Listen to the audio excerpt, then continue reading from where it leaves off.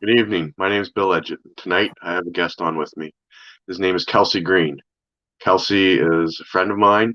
We've met because we have both been through the same experiences, and we have come to rely on one another. At least I rely on him a lot to have someone to speak to who understands what I'm going through. I believe Kelsey has read a lot more books and has a lot more in-depth knowledge about many of the issues surrounding parental alienation than I do. But again, we have tried to work together and use our knowledge, and we're trying to pass on the knowledge we have collected through our experience and the books and articles we've read about professionals like Dr. Craig Childress, Dr. Stephen Miller, Amy Baker, Richard Warshak, and many others who have done a lot of work in this field. And we try to share the knowledge we've learned to help other people go through the process of alienation. So Kelsey, hello. How you doing this evening? Good, good. How are you doing this evening? I'm doing okay. It's good to see you. You too, pal. Yeah. Well, I'm about as excited as I get can get to talk about this difficult topic. I think it's pretty cool to be able to share with people some of the things that I've seen happen to others. Not getting into stories specifically, but talking about the process that happens and sort of the different phases that happen in this process.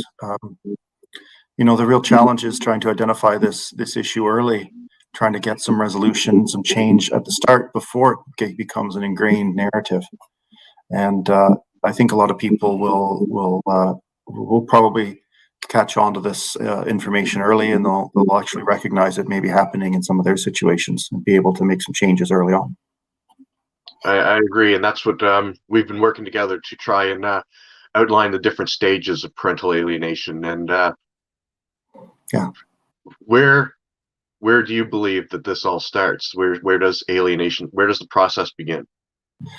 So I'm taking a master's, the first year of a master's in parental alienation studies, and that was exactly the question. That was one of the first questions that was asked in the class.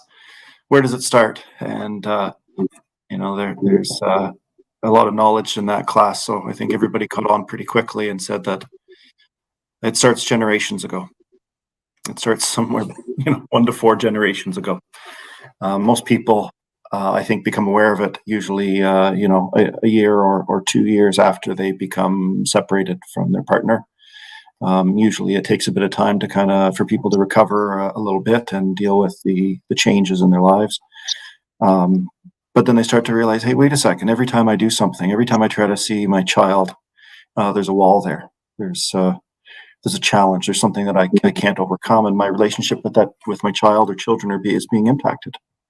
So I think when people look back after they've learned about alienation, they start to realize that this has happened and been happening, not only for their child's entire life, but generally for at least 1 or 2 generations before that, sometimes more. And I agree. That's that this is something that's shared through the dysfunction of the family, breakdown of the family unit. Children grow up in that kind of family dynamic where there is an inverted hierarchy where they are placed ahead of one of the parents, and they do not feel like they have to follow the rules or anything that parent says.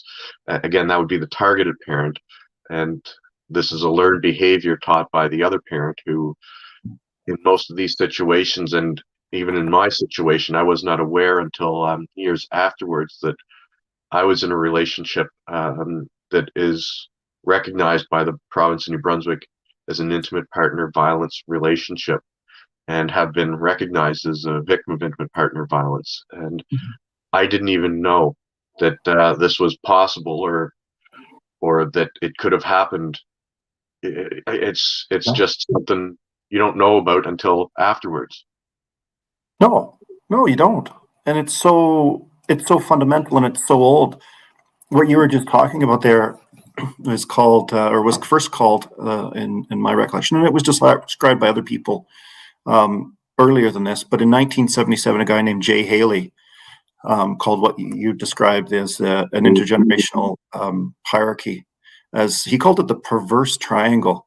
And this is where two people who are in different generations act together in a coalition against the third person, often a parent, but can also be a child or another family member.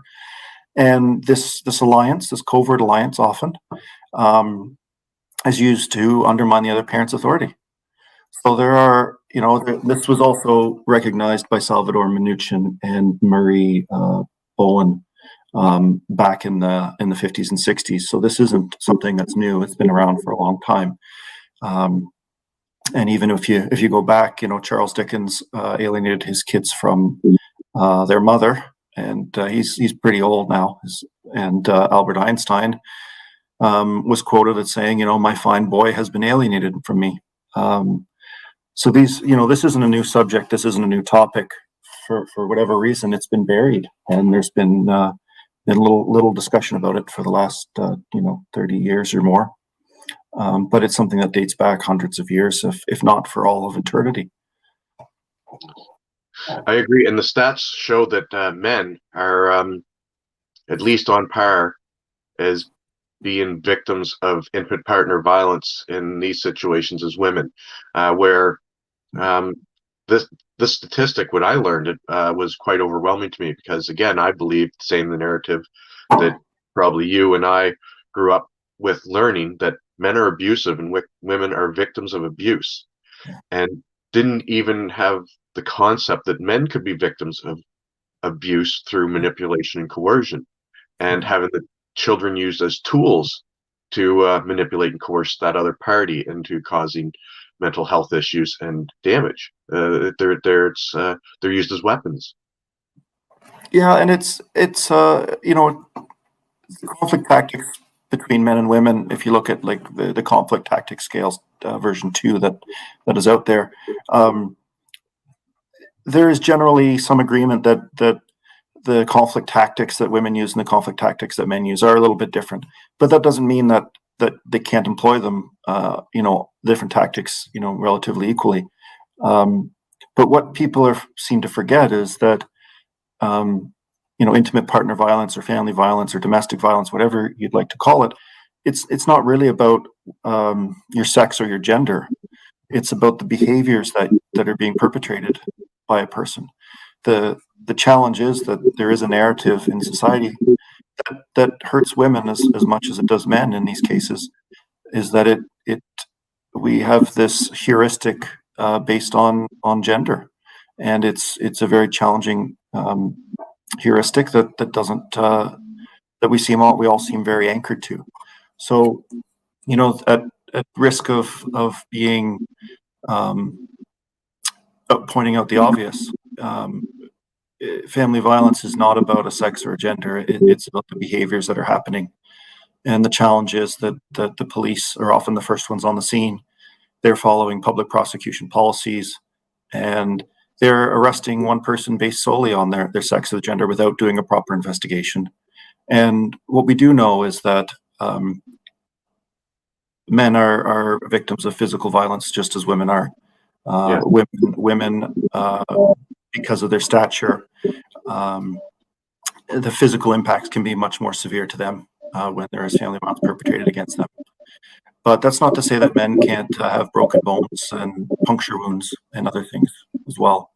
But the police are the ones who, at least in Halifax, they have the deputy chief has agreed that they're not trained to identify coercive and controlling family violence, which means that they don't know who is the perpetrator and who is reacting to the family violence. And that's a really critical point. The primary perpetrator needs to be identified, or the family violence will continue. I agree.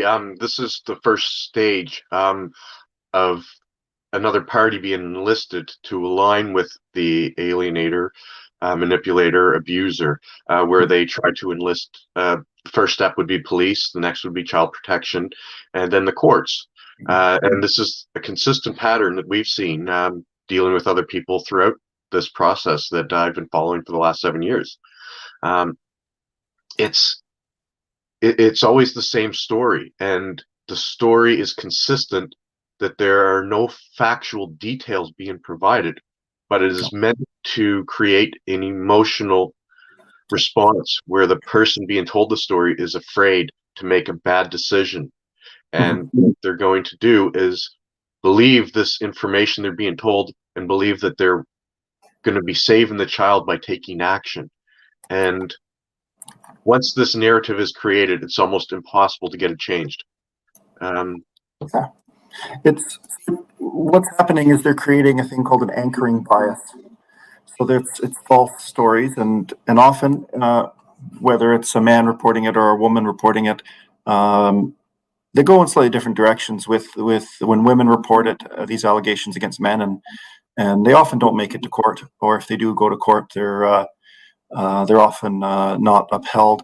But when it's men, it's often violent, angry, abusive. Those kind of terms come out. Sometimes it's mental health.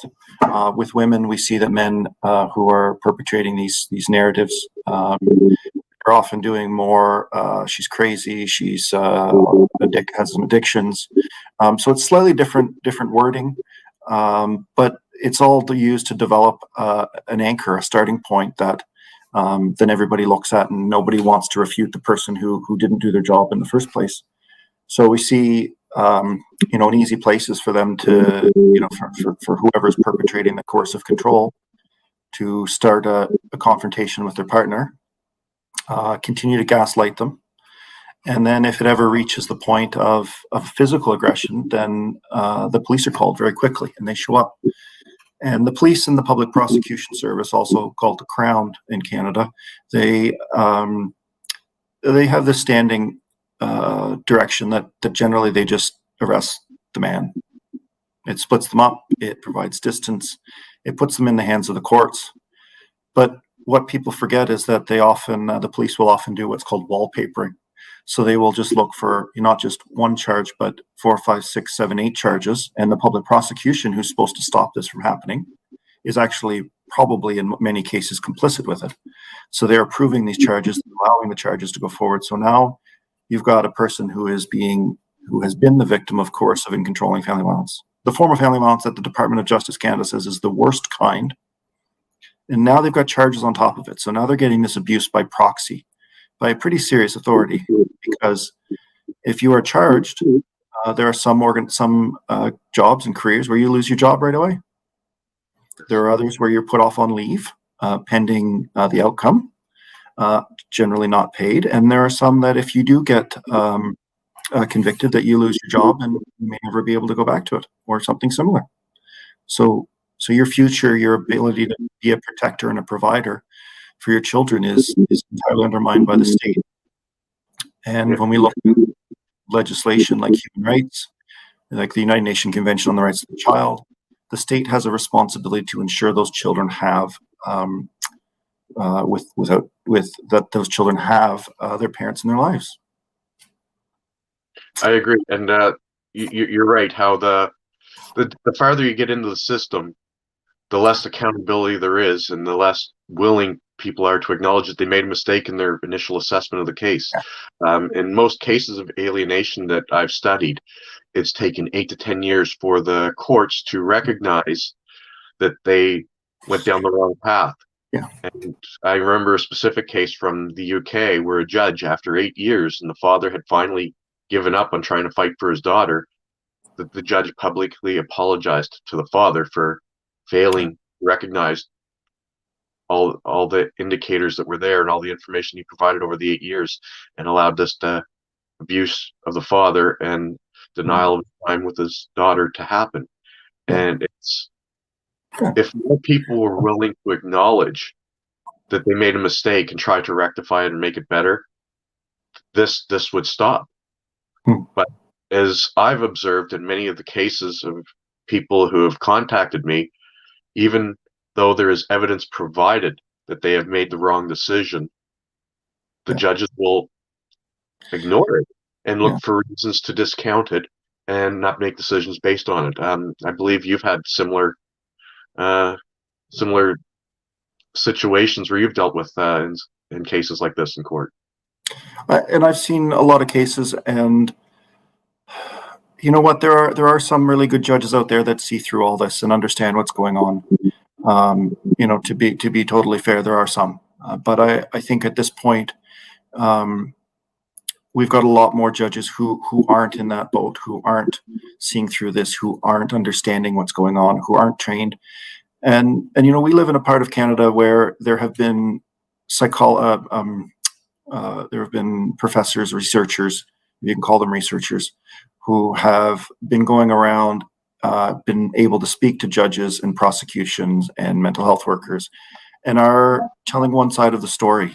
This is happening because they don't have the background necessary to do the research, to apply the science, to train people. They're just pushing a narrative that they're in a way that they're taught to push it. So the challenge is that even if the judges, even let's just say all the judges are fair and unbiased when they start, there's no doubt that they're going to be influenced by some of these other anchors that are out there. There's no doubt that some of the lawyers aren't fully up to date on the laws across our country. And lawyers, and to be fair to them, they aren't mental health professionals. These cases are more like medical malpractice than they are like family law, and they should be moved out of the family court system.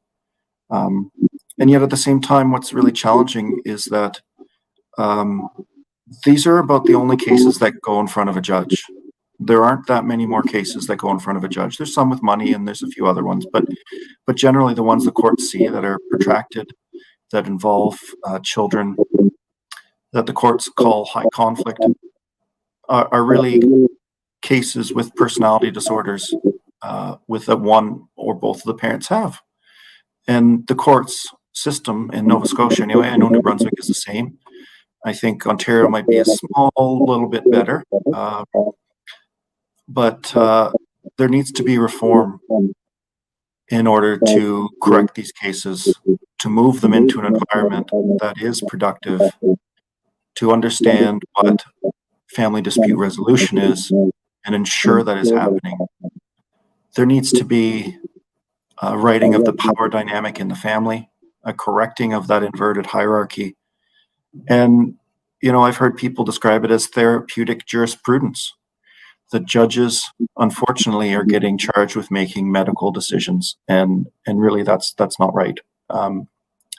In Nova Scotia, and I can't speak for everywhere, if you are a mental health professional, a psychologist, a therapist, a social worker, generally those are the three that we see, and you want to become on the list of court service providers, all you need to do is send them your resume. And if you have a degree, you kind of get rubber stamped onto the list. Now, Wow. the challenge is that, if you're dealing with families and you're dealing with conflict and you're not really trained, because there isn't training here in the East Coast that's fully appropriate. The social college of social workers, the board of examiners in psychology, neither one of them has an up-to-date standard on child custody matters in Nova Scotia. Theirs date back, I think they're about 10 to 12 years, maybe a little bit longer. And they just say, do what's appropriate, use a current standard. But in Nova Scotia, generally, none of the psychologists or social workers who do custody assessments actually reach to Ontario, Alberta, or the AFCC, the Association of Family and Conciliatory Courts, to actually look at these standards that have been around for more than a decade, many of them. And they say exactly the same thing that we've been talking about tonight, that this is a family violence situation, so you need to have experience in coercive control. You need to have family systems training. You need to understand attachments. You need to understand intergenerational trauma. You need to be able to do technical writing. These are all the standard things that are in there. And in Nova Scotia, and I can't speak for New Brunswick, but in Nova Scotia, there are none. There's no standards. It's the wild, wild east over here. Yeah. Yes. It's. I'm glad that you mentioned about the high conflict divorces. Dr. Craig Childress, who is a clinical psychologist, he wrote in one of his articles that all high conflict divorces involve one unreasonable party, one unreasonable parent. Now, there is an overlap in the behaviors between a person who is suffering from trauma and a person that suffers from borderline personality disorder. There's about an 80% overlap. Yep. So if you may have the education to recognize the two differences, but if you don't have any experience in dealing with them, Dr. Stephen Miller says this can be missed or overlooked because they don't have any experience in recognizing them. And you could have the most intelligent psychologist in the world, and they could miss it because they don't have the experience and they don't know how to tell the difference. It's absolutely true. Unless you're dealing with these personalities all the time and have really an expertise in them, you're going to miss them. You may not miss them all the time, but you're going to miss some. And you know what? As I understand more and more about this, Bill Eddy is another one. He talks about there being 5 personalities in alienation cases. Bill Eddy is the High Conflict Institute. He's a psychologist and a lawyer. He talks about narcissistic personality disorder, borderline personality disorder, antisocial personality disorder, histrionic, and paranoid personality disorder. And he has said that there's been a couple of cases in his career where he has seen both parents with a personality disorder, one of those personality disorders. And in those situations, in his experience, children are not alienated. They may have very difficult times in life. They may be very impacted by it, but they are not alienated children. Wow, that's an interesting view on this. Two of these behaviors together would be quite different than the norm, because usually a person that suffers from borderline or narcissistic personality disorder, they seek out people that are empathetic because they're easier to control and manipulate. Right, and it's very rare. It's very rare. So it may be that, and I don't know. I don't think he when I listened to him speak, he didn't get into the nuances of it. But you may see a narcissistic personality with perhaps a borderline personality disorder, and those two may fit. But he said it's been extremely rare in his experience. Wow. But the challenge we have is that experts like the people that we're talking about, they don't always exist, or if they do exist, they're not always accessible. So often, we could joke and say that the contract goes to the low bidder, and often that's what happens. The psychologist or the social worker who says, "I'm going to do this assessment for you," they get the job because they fall in the pay band. Now with in Nova Scotia, we've got the Department of Community Services who oversees child protection. It's a provincial-run entity, which is different than Ontario. They outsource to third parties sometimes, other psychologists and that have put their name on the list. And the hourly rate for these for-profit psychologists is $85 an hour. So if you are the best psychologist in your profession, and your profession says you should be charging $190 an hour, and the province is paying you less than half of what you're worth, is that financial incentive to get the best people on these cases, or financial incentive to get somebody on this case who will ship it off to somebody that works with them at a lower rate just to make some money? And my feeling is that it disincentivizes getting the appropriate people in at the appropriate time in the appropriate way. I agree. It's the failure of the courts to recognize the victim and the abuser in these situations, and usually, according to Dr. Stephen Miller, they align with the abuser 95% of the time and make wrong decisions. That's incredible. That the number is staggering. They make wrong decisions 95% of the time. That's how many people's lives are being affected by this, and how many children, because the children are the ones that don't have any say in this, and they're being used as a tool to inflict emotional damage to the other parent. And this is also damaging to the children, according to all the experts and specialists that I've read, and I'm sure that you must have read the same. Hugely damaging. It's lifelong damaging, and it goes on not only for the children's lives, but into the next generation. Sometimes it's I've read it I read some research that said, 3 to 4 generations. I've also read some research that says up to 6 generations if it's not stopped. So this is, the economic impact on our society is outrageous. When we're looking at the impact of people that aren't producing, that aren't helping our society advance, for 4 to 6 generations, that's just the amount of money is astronomical. But that doesn't, that doesn't even count our public health care dealing with the medical impacts of this. So, we know that this intergenerational trauma exists. The Canada Gazette has recognized intergenerational trauma, so that means all judges are supposed to take judicial notice of intergenerational trauma. And if you're looking for what judicial notice is, take a look at the Evidence Act from any province or from the federal government. But this intergenerational trauma is very well understood. It's just not accepted or as well understood in the courts yet. It will be making its way in there. But what we do know is that childhood trauma, and if we look at things like adverse childhood experience scores, ACE scores, divorce is one of the questions. It doesn't talk about high conflict divorce, which is beyond that, but it does talk about family violence. So these, what we do know is childhood trauma very readily leads to things like anxiety, depression, PTSD.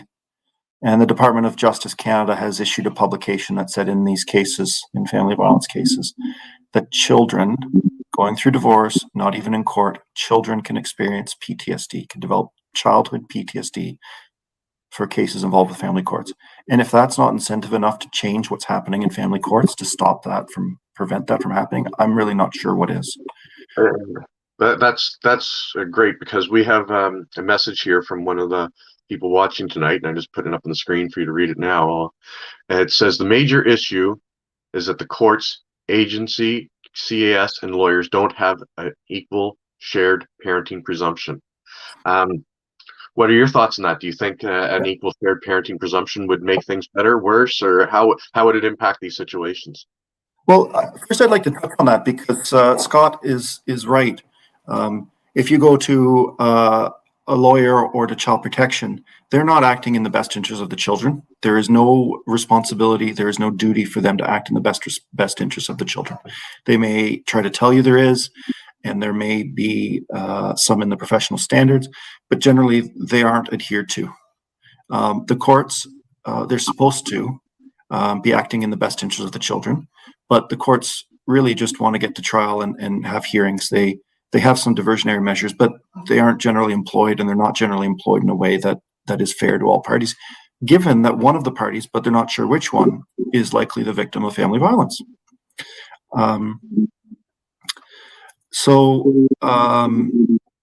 The equal shared parenting presumption, I think, would help.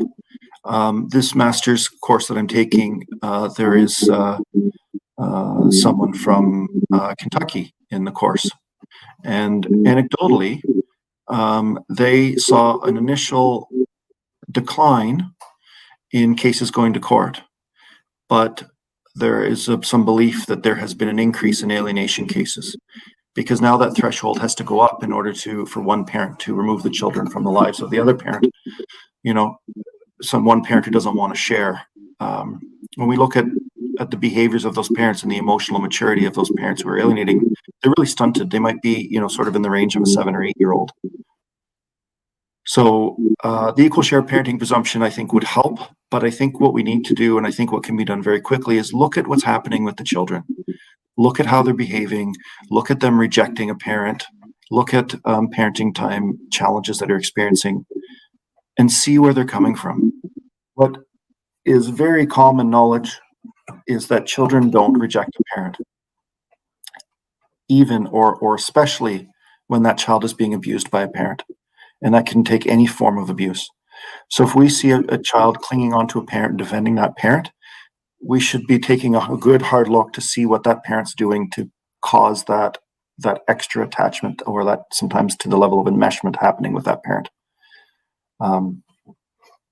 So what we need is we don't need I don't believe that we need the equal shared parenting presumption. I think it would be beneficial, but I think we need a presumption that we need a trauma-informed courts. I think we need to divert these cases. I think we need to implement something like the MASIC-4 test to evaluate parents at the outset as to who is perpetrating the family violence. And I think what we need to do is we need to look at, there's a family violence assessment called the ODERA assessment. They're currently updating it to make it, to add coercive control to it. But that assessment is known to be very gender biased, and really it doesn't really capture what we're talking about here. So there needs to be another assessment that happens. There needs to be proper training. But right now we've got ideologically based training, and we're lacking the scientific based training. So, but the importance is to really look at the behavior that children are exhibiting and try to bring them back in line with normal behavior, normal range behaviors of children out there. All right, that's great that you mentioned that, and I think there's a case that's out there involving two people that have a lot of money to pay a lot of lawyers, and they have been through a number of lawyers, Brad Pitt and Angelina Jolie. Mm-hmm. Now, they had been battling for 5 years, and after 5 years, Angelina Jolie managed to get the judge thrown off the case for a conflict, and now they have to start all over again. So anyone who wants to proceed with court proceedings and continuing to do this, that's not in the best interest of anyone. That just drains the family and causes more trauma for everyone involved. And that's part of the alienation. They'll try to bring in flying monkeys to attack the party when they can no longer attack them themselves. Yeah. And I think that there is one of the cases that these two people, Brad Pitt, Angelina Jolie, they have millions of dollars to pay on these lawyers and to fight this out. Most people don't have that. No. And it will destroy the family and any chance of that family having money to pass on to the children, or even have the children go to school to pay for that. It just takes away all those opportunities. We've got a question here from one of the members, and I'll just read it out to you and see if you can answer that. How do you know if a child is being manipulated to turn against the other loving parent? You know, that's an interesting question, because how do you know as a parent, or how do you know as somebody external to that family? Because if you're a parent, I think you know what's happening to your children generally. You can see the behaviors, you can see the anger and the hostility, you can see the emotional tension that's happening. Often you'll see that a child will reject contact, so they will get so stressed out in a toxic stress environment that they will refuse to call, they will refuse eye contact often, and then they start getting somatic experiences, which used to be unexplained experiences, things like headache, nausea, upset stomach, tired. These are all some feelings in the body that in the past we used to say, well, we don't know why those are happening. But now we do know that they're connected to the stress and the anger, the frustration that the children are experiencing. And if the stress goes on for long enough, there can be some real significant changes, including the development of personality disorders if people are predisposed to that. There is one thing that alienated parents should remember, is that they want to, if they have any contact at all, try to not react, to empathize with their children, recognizing that children are really functioning from an emotional standpoint and not from a logical standpoint. Be there for them. Look up Circle of Security, Being With. That's what you want to do with your children. Being With. It's on YouTube. And really just be there for them. The other thing that's important is to give them the hope of rescue. Being able to tell them that you're still working, you still love them, you're trying to make the change. They may be angry, they may be frustrated on the outside, but inside there's still gonna be a part of them that says, I'm glad my parent is working for me. I'm glad my parent is out there. I love them, even if they can't vocalize that or put that into words. Okay, and I think another aspect of this is if a third party were to view the situation, and again, this is where we come into the police coming into a situation. They don't know either of the parties, either of the parents.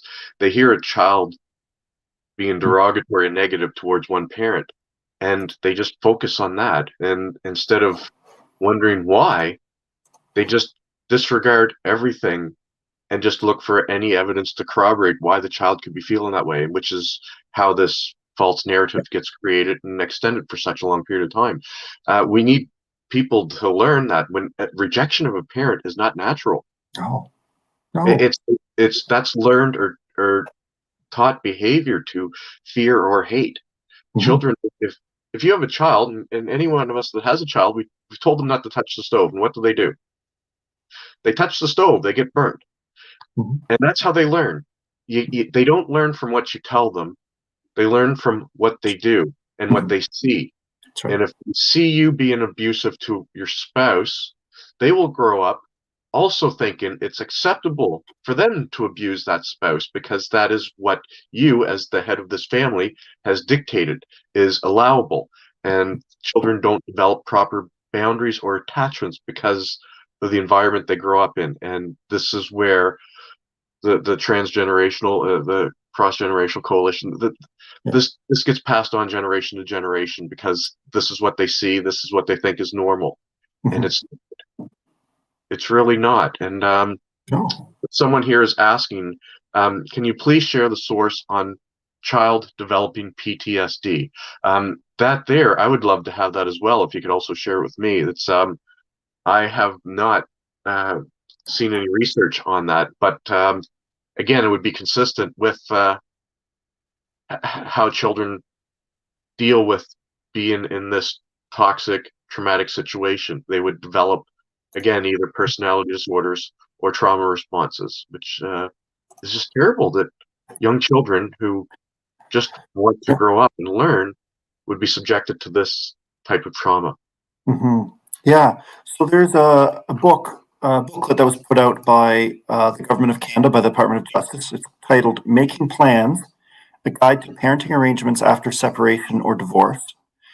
And if you go down to section 6 in that book, that booklet, it talks about family violence. And it states, children are also at risk of developing post-traumatic stress disorder, PTSD. Research suggests that children have high levels of stress if they are victims of family violence themselves or if there's family violence in their homes. This stress can change a child's brain in a way that can negatively impact them for life. Post-traumatic stress disorder is a disorder triggered by a victim reliving a terrifying experience in which they were threatened with or suffered physical, psychological, just lost the last little bit here.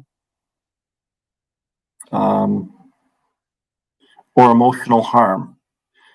And then they list some symptoms of PTSD, including flashbacks or disturbing memories, nightmares or insomnia, avoiding situations in fear of reliving the trauma. That can include going to see a parent, depression, feelings of anger or irritability.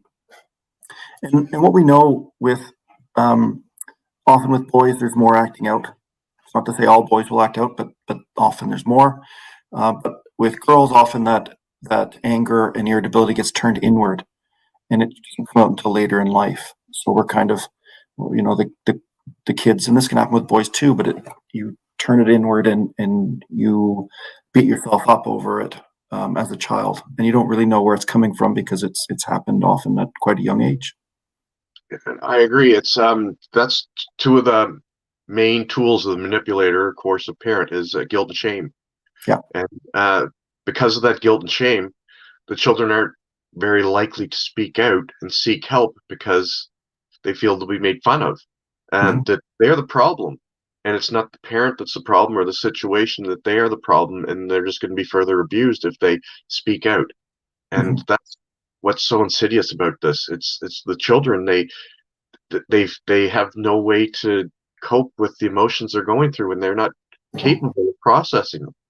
Which is like you demonstrated, you spoke earlier of, like, I don't feel well, I'm sick. These are the physical manifestations of the trauma that children are suffering because they don't know how to express their emotions. Yeah, and And you know what? This was all supposed to be addressed with the United Nations Convention on the Rights of the Child. Section 20, Article 24 of the UNCRC says that children are entitled to the highest attainable health care. You know, some of the other sections in them are incredible too. And if you haven't read them, you should. They are in the Canada Gazette back, I think it was in 2001, likely some other times. But those are things that any parent going to court should read. Any parent dealing with the high conflict personality should read. It's a real challenge because I think that a lot of the judges forget that they exist, and they forget what their responsibility is under these international obligations. In Nova Scotia, we may be the only one or one of two provinces that don't have an office that oversees the United Nations Convention on the Rights of the Child. We don't have a child and youth advocate office.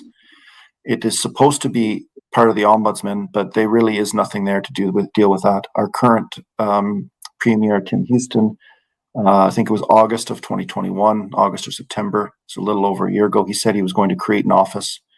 And there was an announcement in March of last year by the Department of Community Services Minister, but there still is no child and youth advocate whose responsibility is to act in the best interest of the children and uphold those international obligations. Well, so I think we've covered a lot of the first stage of parental alienation and how this begins. What's the next stage? What do people have to do to try and get this recognized in the courts or make the situation better for them and their family? Yeah. So there's two other points. We've talked about the police a little bit. We've talked about a little bit of the behaviors. The other two pieces that come in, if the alienating parent doesn't get their way with the police, then what they do is they call child protection typically. There's been no call to child protection for 10 years. Everything is okay, and all of a sudden there's these calls and reports to child protection. Now, what most people don't realize is that the police, if there's children involved, and if there's allegations that are made, the police make a report to child protection. And generally, at least in Nova Scotia, the first time child protection does not investigate. So then when the alienating parent or the abusive parent then makes a report, now there's two reports on file. They both come from the same source. They both come from the abusive parent making two reports through two different avenues, but they end up in court or they end up with child protection, and that's when they do the investigation. And by this time, child protection generally has the mindset of, we are going to remove one parent from the lives of those children to prevent any of this from happening in the future. They're not acting in the best interest of the children. They're acting to protect themselves because they aren't qualified to know if this family violence is going to impact the child or not, or who's perpetrating the family violence or not. They just simply remove a parent. Now in Nova Scotia, Department of Community Services, who oversees child protection, is creating programs to try to reintegrate fathers into parenting their children. And this is happening because they, for many years, have removed fathers, generally speaking, from the lives of their children. That's not to say that mothers aren't removed as well. They generally just pick a parent that they like better. Often it's the one who is perpetrating coercive control, and they just stick with that. And I know people who have had dozens of child protection investigations over 5 to 10 years, and the individual workers are saying, yeah, there's an issue here. Yeah, this wasn't done right. This isn't right. But then it goes off to the managers and the supervisors who are making the final decisions in these matters. They're bringing in the lawyers because these files are so complex.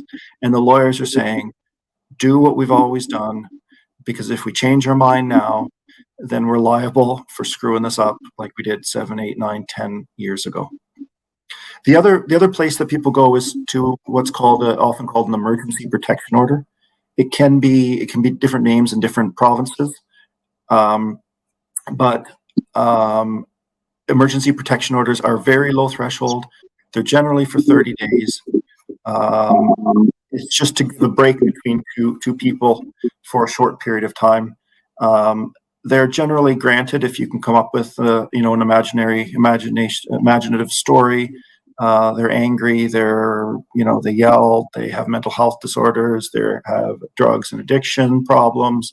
They just grant them, and it's a justice of the peace. So it's usually a lawyer, often a lawyer who is fairly new, trying to volunteer their time, trying to work up the ladder to become a judge. Those lawyers volunteer as justices of the peace, They don't get paid as well as they would in private practice. So, it is sort of a somewhat volunteer activity for them. They don't care. They just want to protect the courts, because if they don't grant it and something happens, that would look bad on the province. So they just grant them. There is a way to appeal those. Most people aren't aware of that. But if you go before a judge and appeal it, there needs to be really solid reasoning for those things happening. These aren't just parking tickets that should be given out. These are very serious, and they're not always treated that way. So you asked about the next phase. Well, before we get to the next phase, now that you brought this up, I've got some insight about what you've just described about child protection services being the next step, next stage. I've gotten all the reports that have been made to child protection for my case up to the present time. And the first 3 reports that were made to child protection were against me. One was by a therapist that both my ex and I had attended in regards to the divorce and the children. And the therapist called in a report based on the story that my ex had told her, and did not call in a report to child protection based on the information I provided her. Also, the next 2 reports that triggered the first investigation into me were made by the St. John Police Department. Again, these were reports that she made to the police that were passed on to child protection as if they were true, without them ever investigating or contacting me to check the validity of the statements that were made. And so, yes. No, I was going to say, I mean, it's the same old story that's repeated, all across our country and across, across the world to some extent. What tends to start happening there is these, a report gets made to, to police, or maybe another second report, or a second report gets made to child protection. And these reports really only have half of the story in them. They're really just, they read the previous report that went to police, then the next police officer goes and investigates, but he's already anchored to that first decision. He's already made up his mind what he's going to decide. He then writes a next file, and he just writes down the things that align with that first one. He writes down the things that he's already primed to write down. He's not investigating. Sometimes they don't really even talk to both parties. And if you get the police records, you'll actually see that most of the time, it's only one side of the story. There's not even a fair and balanced investigation that's happened. And generally, they won't take it to the public prosecutor. So and the same thing happens at child protection. So, and then that information then gets used going to court. So what happens is you have anchored and biased information that exists in 2 or 3 sources and goes to a court. And the court is going, I'm supposed to make decisions based on evidence. And I don't know if this is evidence or not, but it's what's in front of me. So I have to accept it as evidence in the court process. Those people are supposed to be there to be cross-examined. Often this evidence goes in before going to a hearing or to trial. And the judges will often, because they don't know any better, they rely on the police records and the child protection records, and maybe there's some other records that are biased or are one-sided. And they aren't tested, but that anchors the courts. So we've got all of these biases that are playing into each other, where nobody's really done their job to properly investigate. They aren't fair records. They aren't a fair representation of what's happening. And these go to court. Now, I am hopeful that there are cases where these things are done properly, where there are fair investigations, where the reports are fair. But I have seen, and maybe this is the population that I talk with, that these things are systemically being done in a biased manner. It's almost purposefully being done in a biased manner, and it is very disheartening. In Nova Scotia, the police association is getting some training in line for the first quarter of next year, of 2023, on coercive and controlling family violence, and I think that's really important. It's only since been 2017 since coercive control was in the Parenting and Support Act in Nova Scotia. It's only been, it'll only be 2 years after the Divorce Act identified coercive and controlling family violence. So we're moving in the right direction, just in my opinion, just not quickly enough. Yes. Now, everything you've described about the anchoring and the process of how one report leads to another agency making another report that aligns with the one they already got, this is exactly my case that you're describing. I've gotten the reports from Child Protection. I've gotten the reports from the St. John Police Department. And again, all the information that was contained in these reports were either from my ex or Mhm. parties my ex told a story to that was Yeah. not true. Yeah. And I know they're not true because I've had to go to court and defend myself against criminal charges. And I've Yeah. been investigated by Child Protection, by the St. John Police, and by the RCMP, Yeah. and have been cleared by all these parties repeatedly over the past 7 years. Mhm. And this process is going to continue the same way until somebody realizes they made a mistake Mhm. and they try to fix the problem. And that's why this is continuing, this process continuing. I think we've covered stage one quite well today. Yeah. I Yeah. don't think we have time to go on to stage two. I was hoping we might be able to get started, but I just want to share a Yeah. story of a person who contacted me from Alberta, who Yeah. was charged under Section 282 of the Criminal Code Mhm. because they had kept their child away from the mother. Mhm. So after doing this for a single time, the RCMP showed up at this gentleman's home and issued him a summons to appear under Section 282 of the Criminal Code. And if people don't know what 282 is, it's a criminal charge with a 10-year criminal sentence for keeping a child in contravention of a court order. Mhm. Now, this father had kept the child from the mother in retaliation to the mother repeatedly keeping the child from him. And he had made numerous reports to the RCMP that that did not result in any action by the RCMP. So I told this gentleman that he needed to request the files under the Right to Information and Protection of Privacy Act. He needed to document his reports that he made to the RCMP to show that he was acting in a good faith manner and being diligent and providing accurate information Mhm. for the criminal code violations that were taking place against him. Mhm. And he contacted me 3 months later after I told him how to collect the evidence, and he made it to court. Mhm. And after he had been to court, he contacted me and said that because of all the evidence he collected, he had information to provide the judge, and the judge recognized the process of how the system was being manipulated against him and how the RCMP hadn't acted equally in how they treated both parties when they made reports of the children being kept in contravention of a court order. And because of this fact, the judge awarded shared custody with the father having final say. And also the criminal charges against the father under Section 282 Yeah. were dropped. Now, this took place in a record time of 3 months. And I've asked him if he'd like to come on and speak about this. And I do hope to have him on sometime so he can tell other people what he did. But the only thing I can recognize is he's taken the information that you and I have learned, and he got the narrative changed before it got fixed and anchored, as you put it, and everyone chose to be on one side and actively worked against him. Yeah.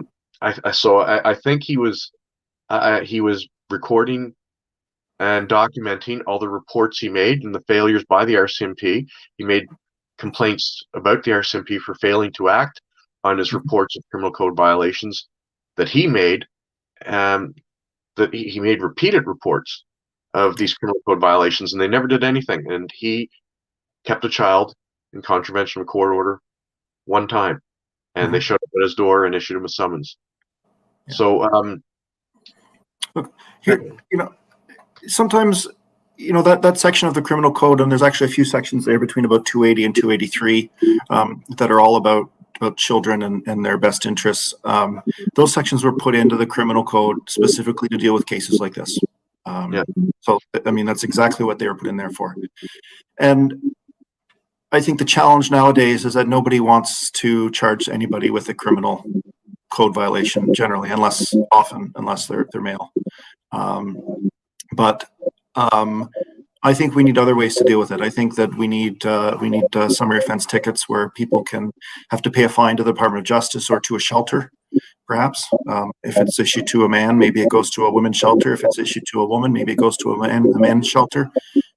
Something that is less severe than 10 years in prison, but is more severe than nothing. Alienation. Yeah. I agree that right now, if you call and make a report to the police or RCMP, they say we do not criminalize civil matters, which is fine. You know, when people call and make these reports, they're not reporting a civil matter, they're reporting a criminal code violation. Yeah, and it's absolutely. for the RCMP's duty to investigate these criminal actions. Yeah. And they usually brush them off by saying, we don't criminalize civil matters, go back to family court. And usually it's because of an unwritten rule between the Crown and the police to refer all cases relating to family court back to the family courts to deal with. Yeah. The problem is there is somebody breaking the law, and because they're breaking the law, they're being rewarded. And they're being rewarded two ways. One, if they decide to keep the child from a parent, they get more time with the child.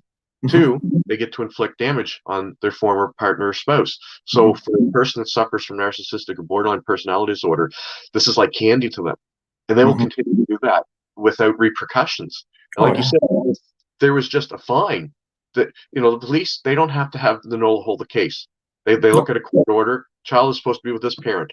They're not with that parent, issue a ticket, goes to court, the court can figure it out instead of the police, because the police really aren't qualified or capable of handling these situations.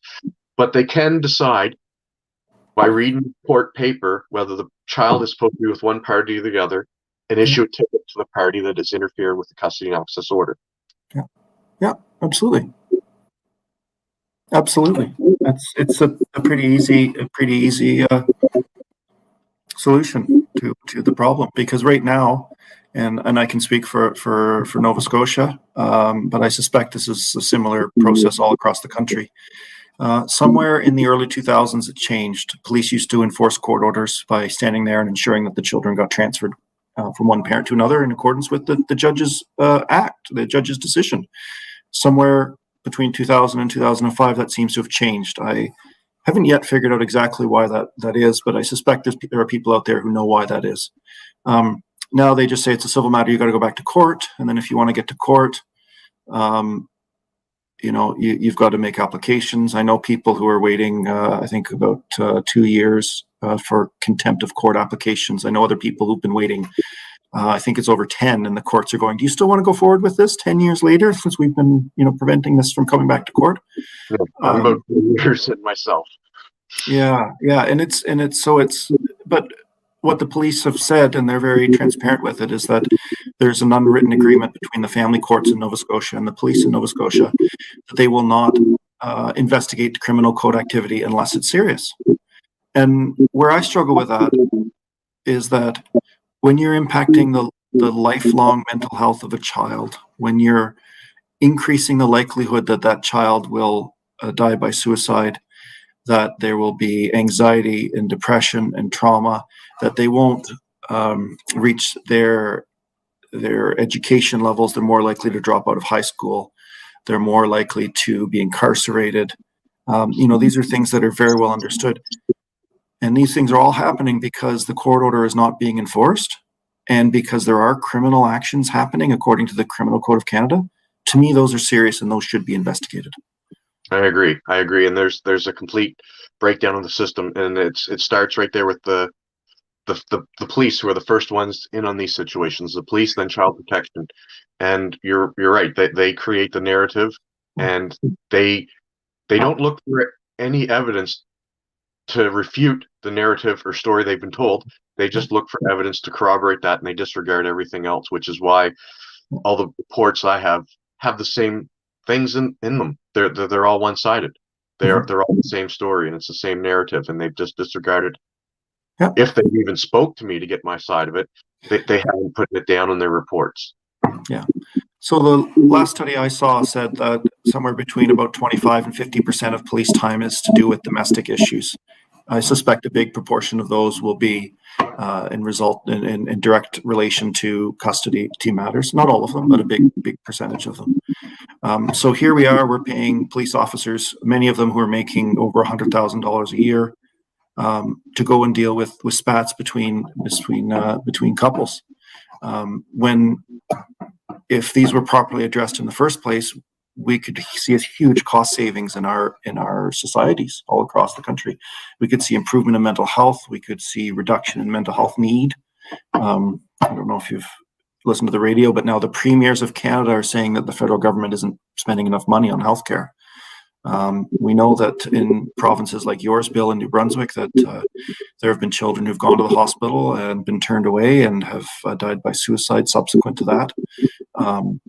We see people who are adults going in who are, or there was one who died in a waiting room, and there was another one, I believe, in New Brunswick who died by suicide in a waiting room. Yeah. There was one in Nova Scotia who was didn't get seen at the hospital, so was up on the roof, about to jump off, and was brought back by security. So, these situations are going to continue to get worse. What we're not accepting as a country yet is that child protection. We've seen them with First Nations and the harm that they've done to First Nations. They're doing similar harm, not to the same extent, not to the same severity, but similar harm to other people across Canada. And there needs to be a concerted effort and a financial investment to correct what's happening to all other Canadians in those situations. No Canadians, no matter your heritage, your sex, your gender, your color, your ethnicity, anything should be impacted differently. Those services are there for Canadians. They're paid for by Canadians, and they're not fit for service right now. And the children, they're the ones that are the real victims of this abuse, because they don't have a say, they don't have any rights and words, and they have no way to protect themselves, and they're relying on their parents. And when they have one parent who is targeting the other, that creates a lot of confusion and conflict. And like you said, it's so traumatizing to them, and the courts need to recognize that to protect the children. Yeah. And you know what?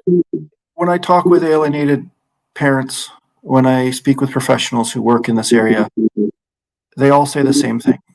They all say that they really want their kids to have solid relationships with both parents. And the challenge is that when one parent is not playing nice, when one parent is refusing to share, which is kind of what's happening, there's a huge power imbalance there that needs to be righted. And if those things can be put in place, and if the parent who's doing the alienating can get therapy and can get help and supports, those children can actually have pretty reasonable relationships with both parents. In fact, sometimes the alienating parent changes their story and becomes a better parent for those kids.